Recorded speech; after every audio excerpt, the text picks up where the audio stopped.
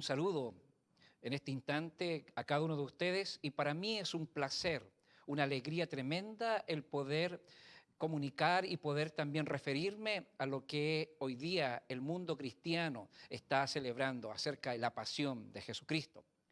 La Semana Santa está cargada de sentido cristiano y según estos debe ser tiempo para reflexionar en Jesucristo, el Hijo de Dios, que ofrendó su vida para que vivamos en paz. Para los cristianos, la Semana Santa es el tiempo litúrgico más importante y es dedicado a la oración y principalmente a la reflexión de los misterios de la pasión, muerte y resurrección del Hijo de Dios. En el libro de Isaías, en el capítulo 53, versículos 5 al 7, leemos lo siguiente: pero Él fue traspasado por nuestras rebeliones y aplastado por nuestros pecados. Fue golpeado para que nosotros tuviéramos en paz. Fue azotado para que pudiéramos ser sanados. Todos nosotros nos hemos extraviado como ovejas. Hemos dejado los caminos de Dios para seguir los nuestros. Sin embargo, el Señor puso sobre Él los pecados de todos nosotros. Fue oprimido y tratado con crueldad. Sin embargo, no dijo ni una sola palabra. Como cordero fue llevado al matadero y como oveja en silencio ante sus trasquiladores no abrió su boca. Esta palabra y esta profecía dicha por el profeta Isaías fue dada justamente para referirse al momento difícil que Jesucristo tenía que vivir en el tiempo de la pasión. Yo quisiera referir esta historia sobre la base de una anécdota y de una historia que sin duda un maestro, un profesor vivió y experimentó con un amigo que era profesor. Un hombre llamado Alejandro tenía un amigo que era profesor en Jamaica. Este profesor tenía una regla inflexible, que cualquiera que dijera una mentira en la escuela debería recibir 7 azotes en la palma de la mano. Un día una niñita mintió y fue llamada a recibir su castigo en presencia de toda la escuela. Era una pequeñita muy sensible y el profesor estaba verdaderamente apenado de tener que castigarla, pero tenía que cumplir el reglamento de la escuela. El grito que ella dio cuando recibió su primer azote le llegó a lo profundo de su corazón. No puedo continuar con el castigo, pero su pecado no podía quedar sin castigo. Miró a los niños y preguntó: ¿hay algún niño que quiera cargar con el resto del castigo? En cuanto pronunció estas palabras, se puso de pie un muchachito llamado Jaime y dijo: Señor, por favor, permita que sea yo quien lo haga. Jaime pasó adelante y recibió sin lamentarse los 6 azotes restantes.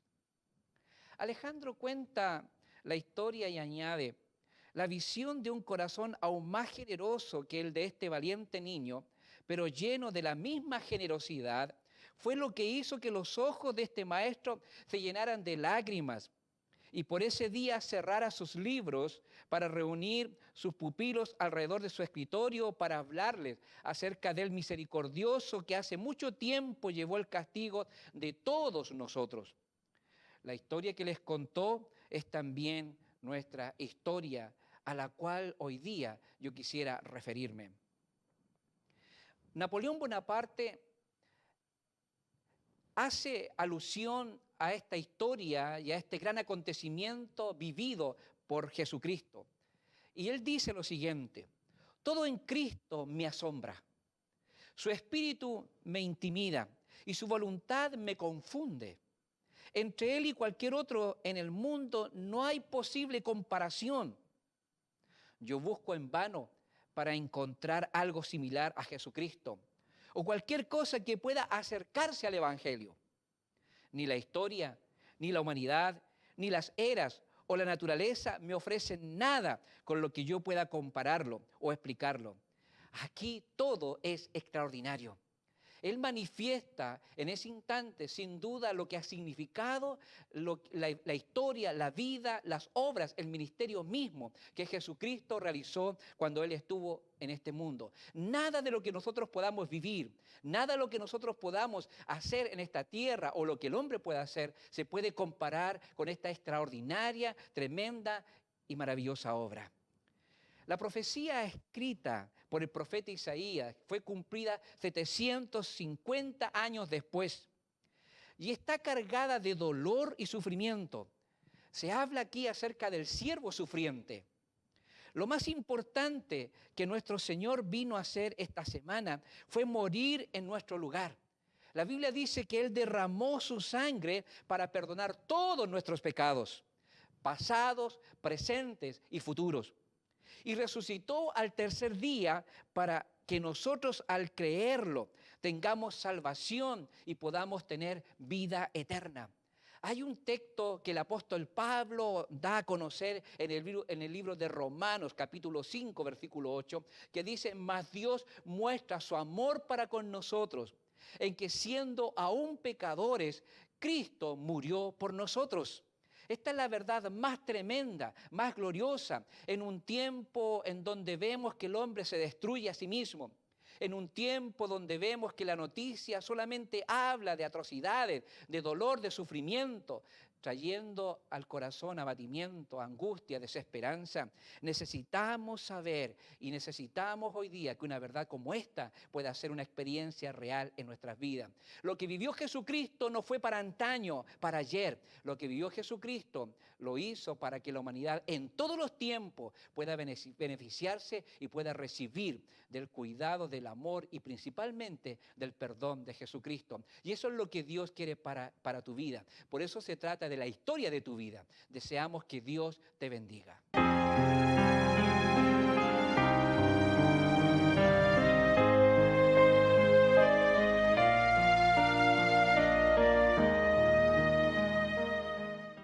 Es un placer, una vez más, poder revivir la historia de lo que aconteció y ocurrió en el tiempo cuando Cristo vino a este mundo y ver de una u otra manera qué trascendencia tiene para nuestra vida hoy, para la vida presente, para la vida de cada ser humano en este tiempo.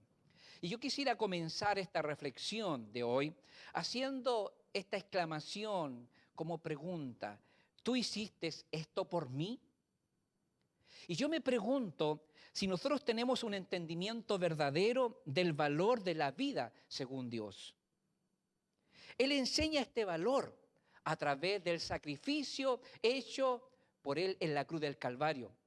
El apóstol San Juan, en el capítulo 3, versículo 16, él dice claramente y refiere esta verdad basado sobre este hecho y esta experiencia en Jesucristo: porque de tal manera amó Dios al mundo que ha dado a su Hijo unigénito, para que todo aquel que en Él cree no se pierda, mas tenga vida eterna.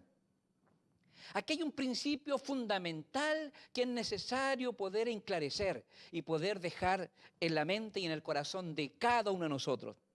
Es necesario iniciar o precisar desde el principio que al Señor Jesús nadie le quitó la vida. Él puso su vida voluntariamente en sacrificio por nuestros pecados. Él mismo declaró esto y dice: por eso me ama el Padre, porque yo pongo mi vida para volverla a tomar. Nadie me la quita, sino que yo mismo la pongo. Tengo poder para ponerla y tengo poder para volverla a tomar. Esto lo dice en el Evangelio según San Juan, capítulo 10, versículos 17 al 18.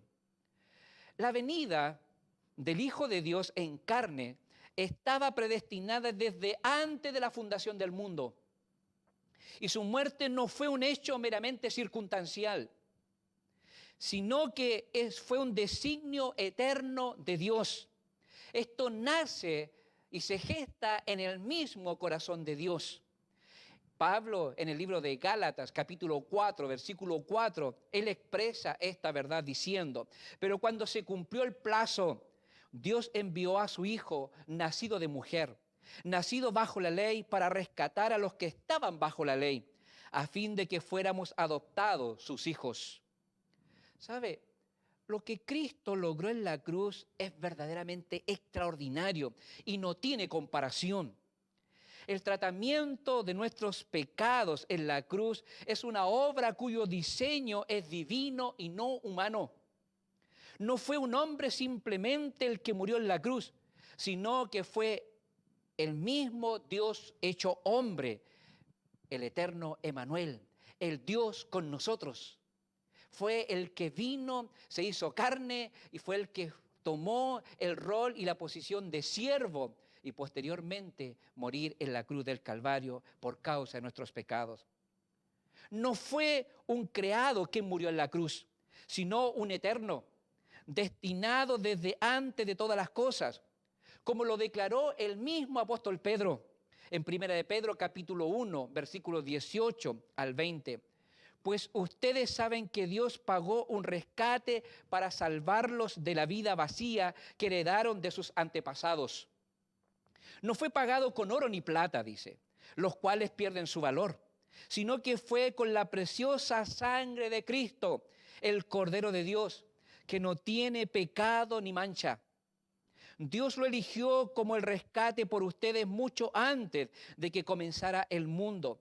Pero ahora, en estos últimos días, Él ha sido revelado por el bien de ustedes. Esta es la declaración poderosa que hace el apóstol Pedro, que Él pagó el rescate para salvar nuestra vida, para que pudiéramos heredar la herencia que Dios tiene preparado para todos aquellos que quieren recibir de esta verdad y hacer suya esta experiencia de amor. Si hubiese sido un hombre que murió en la cruz, lo ocurrido allí habría sido un crimen o un martirio, y no una ofrenda o un sacrificio voluntario, como lo vemos expresado en la misma vida de Jesucristo. Cristo quiso morir por nosotros. A Él nadie le quitó la vida. Él la puso voluntariamente por nosotros. Por lo tanto, no debemos concluir que fue asesinado por Poncio Pilato. No fue él quien lo indultó, o por Judas que lo traicionó. Cristo murió porque Él quiso morir. Y el plan eterno de Dios ya lo había establecido así. Dios determinó que esto debería ser así. Y esto fue planeado y planificado en la eternidad. La palabra de Dios sigue hablándonos con respecto a este hecho. De hecho, eso ha ocurrido aquí en esta misma ciudad. Pues Herodes Antipas, el gobernador Poncio Pilato, los gentiles y el pueblo de Israel estaban todos unidos en contra de Jesús, tu santo siervo, a quien tú ungiste. Sin embargo, todo lo que hicieron ya estaba determinado de antemano de acuerdo con tu voluntad. Esto es lo que escribe el apóstol Lucas, el escritor, el discípulo de Jesucristo Lucas, cuando escribe en el libro de Hechos, capítulo 4, versículo 27 al 28. Y aquí hay una frase tan tremenda y tan importante. Hasta que usted no vea a la cruz como aquello que fue hecho por usted, usted nunca apreciará que fue hecho para usted. Es tan importante tener esta convicción. ¿Sabe? La cruz es el centro de toda la historia. La pregunta es, ¿por qué murió Jesús entonces? Porque la doctrina de la muerte de Cristo es la sustancia del Evangelio. A través de este hecho se hace real la salvación para la humanidad. La cruz es el factor determinante de nuestra eternidad. La Biblia dice en Juan 3:16, como leíamos anteriormente, porque de tal manera amó Dios al mundo que dio a su Hijo. ¿Pero para qué? Para que el hombre no se pierda, simplemente porque el hombre es pecador. Esta es la tremenda verdad que mueve el corazón de Dios. El salmista en el Salmo 36, versículo 1, dice, a los malvados el pecado les susurra en lo profundo del corazón. No tienen temor de Dios en absoluto. Ciego de presunción, no pueden ver lo perverso que son en realidad. Todo lo que dicen es retorcido y engañoso. Se niegan a actuar con sabiduría o a hacer el bien. Se quedan despiertos por la noche tramando planes pecaminosos. Sus acciones nunca son buenas. No hacen ningún intento por alejarse del mal. La vanidad está arraigada en el corazón del hombre, que los que le escriben contra ella quieren tener la gloria de haber escrito bien. Y los que leen desean tener la gloria de haber leído bien. ¿Ves? Pascal da a conocer este pensamiento. Para concluir, pues todos hemos pecado. Nadie puede alcanzar la meta gloriosa establecida por Dios. Dios solamente puede perdonar el pecado y todo aquello que mueve el corazón del hombre para el mal. Por eso vino Cristo, a eso vino Cristo, para restituir, para cambiar, para levantar, para perdonar, para hacer que todo hombre se convierta en un hombre transformado, en un hombre de bien, para que Cristo pueda habitar en su corazón y la paz de Dios sea una realidad en su vida. Que Dios te bendiga.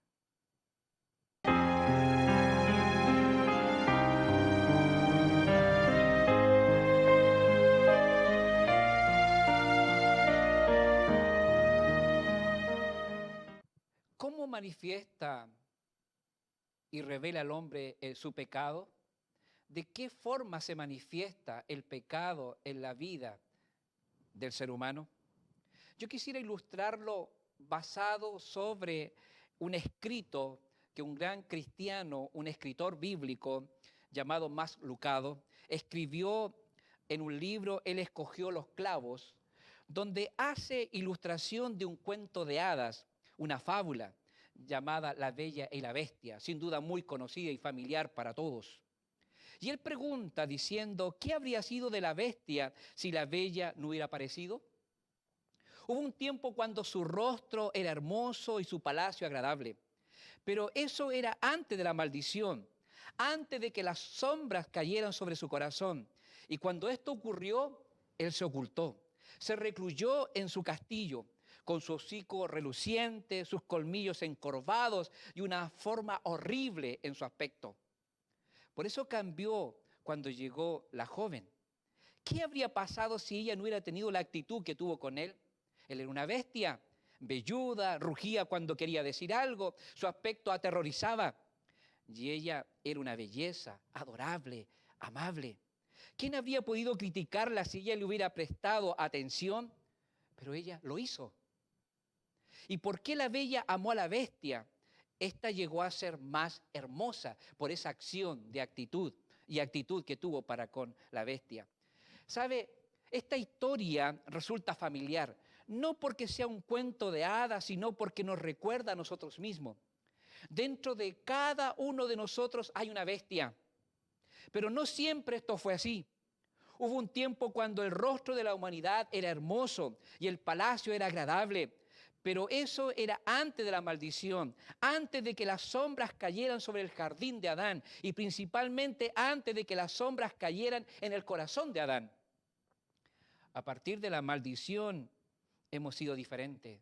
El hombre se ha convertido en bestia, en despreciables. Hacemos las cosas que sabemos que no debemos hacer y después nos preguntamos por qué las hicimos.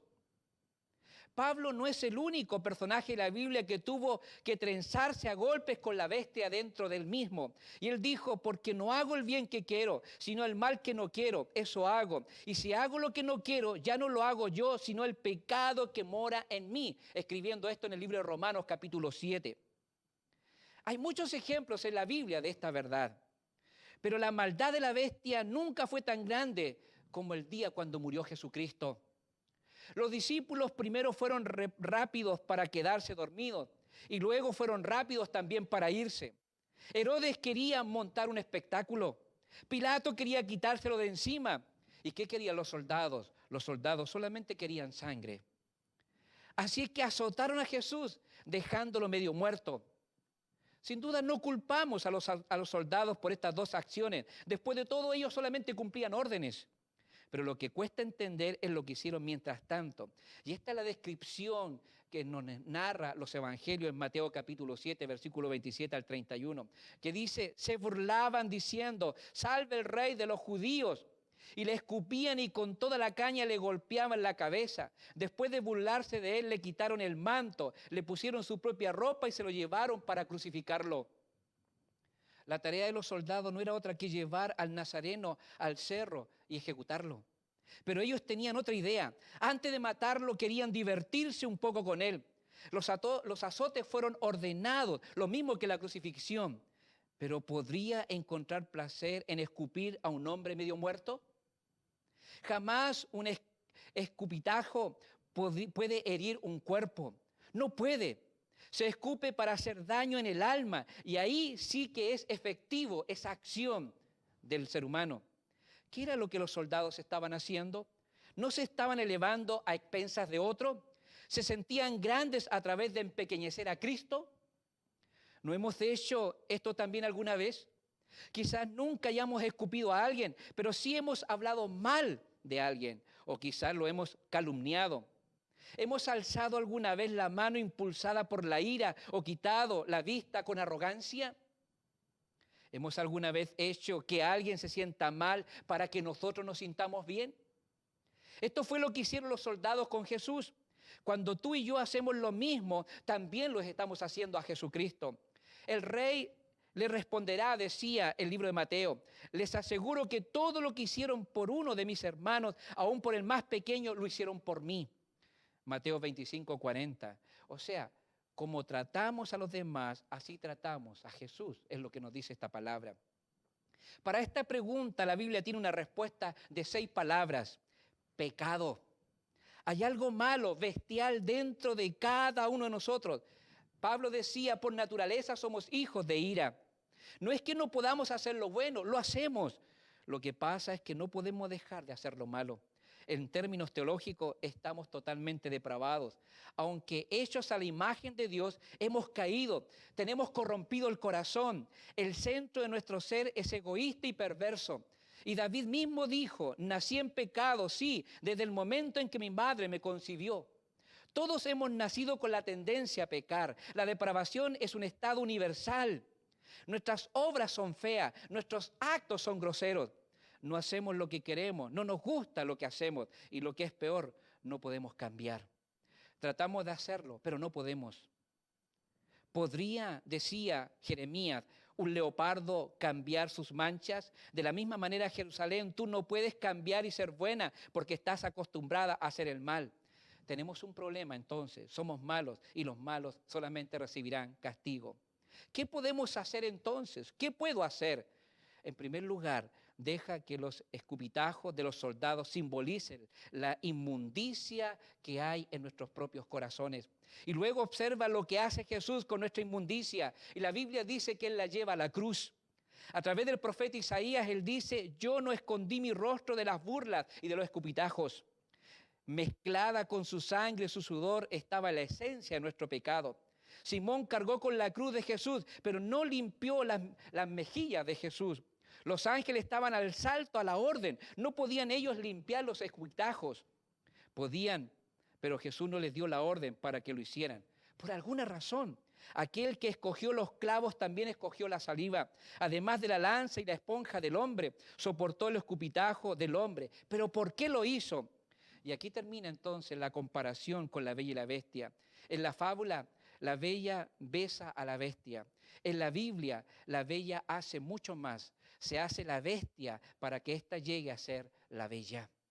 Jesús cambia lugar con nosotros. Nosotros como Adán estábamos bajo maldición, pero Jesús cambió lugar con nosotros y se puso a sí mismo bajo esa maldición.